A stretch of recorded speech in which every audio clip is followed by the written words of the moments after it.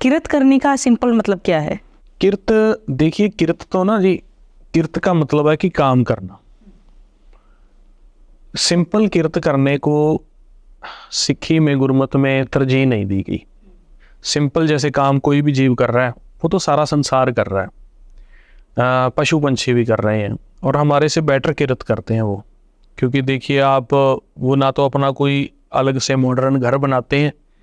आप देखेंगे कि जो 2000-5000 साल पहले चिड़ी घोंसला डालती थी, आज भी वही डाल रही है। कीड़े मकोड़े जिन है नहीं नीचे धरती में रहते थे, आज भी वैसे ही रह रहे हैं। कोई कपड़ा नहीं वो पहनते, कोई वो गर्मी सर्दी को नहीं ऐसे करते, अब गर्मी है अब सर्दी है। इंसान से काफ़ी अच्छा किरत करते हैं। और फिर वो बदले में देखो, एक फ्रूट का जो पौधा है वो भी जून है, वो फ्रूट देता है, वो बदले में कुछ नहीं लेता। दूध वाले पशु दूध देते हैं, वो बदले में कुछ नहीं लेते। छाया देते हैं, ऑक्सीजन देते हैं, धरती को, कुदरत को कोई नुकसान नहीं पहुंचाया। लेकिन इतनी अच्छी, इतनी सहज में किरत करते हुए भी उनको मोक्ष प्राप्त नहीं होता। ठीक है ना जी।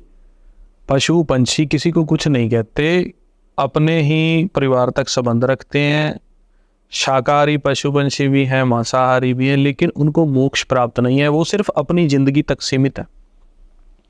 तो गुरबाणी हमारे को उनकी उदाहरण देती है कि अगर आप सिर्फ यही सोचते हो कि मैंने सिर्फ अपना परिवार पालना है, सिर्फ अच्छे काम करने हैं, दुनियावी किरत करनी है, तो आपके जीवन और पशु पंछियों के जीवन में कोई फर्क नहीं है।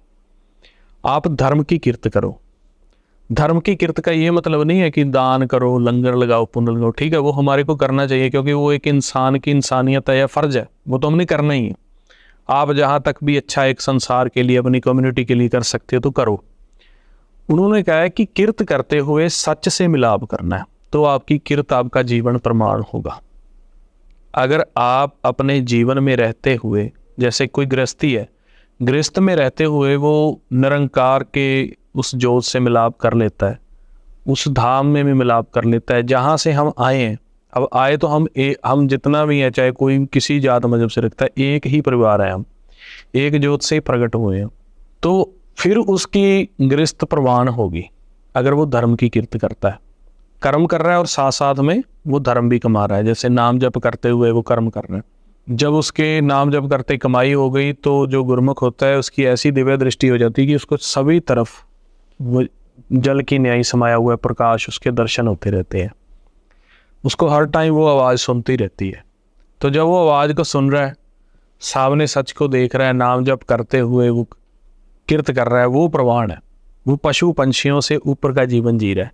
क्योंकि पशु पंछी और सब अच्छे से अच्छा कर सकते हैं, लेकिन वो मोक्ष प्राप्त नहीं कर सकते, वो नाम जप नहीं कर सकते, वो सच में समा नहीं सकते, कर्म तक सीमित। तो इस करके किरत करो, नाम जपो, वंड के छको, ये सिद्धांत आया। अभी आप किरत करो कैसे? नाम जप करते हुए, अभ्यास करते, ब्रह्म ज्ञान लेते। तभी गुरुद्वारा साहिब बनाए भी। सुबह काम शुरू करने से पहले गुरुघर में जाओ, अभ्यास करो, गुरबाणी की शिक्षा लो, फिर आप अपना दिन शुरू करो। जब दिन की एंडिंग है तो फिर गुरुघर में जाओ, वहाँ अभ्यास करो, गुरबाणी की शिक्षा लो, तो फिर आप आराम करो। तो वंड के छको, वंड के छको तो मतलब कि जो आपके पास संसारी धन है उसमें से भी आप बांट के छको, और जो आपके पास ज्ञान है, आत्मज्ञान है, उसमें से भी बांट के छको। एक जीव नाम जप नहीं कर रहा, उसको ब्रह्म ज्ञान नहीं है, वो माया में तड़फ रहा है, वो तंग हो रहा है, विचार फुरने, क्रोध, लोभ, अहंकार के, तो आप उसको बताओ कि भाई ऐसे जीवन नहीं है कि ऐसे सुख मिलेगा। तन का सुख तो तू काम करके ले लेता है, मन का सुख कैसे मिलेगा? तो वंड के छको का सिद्धांत आता है उसमें जी।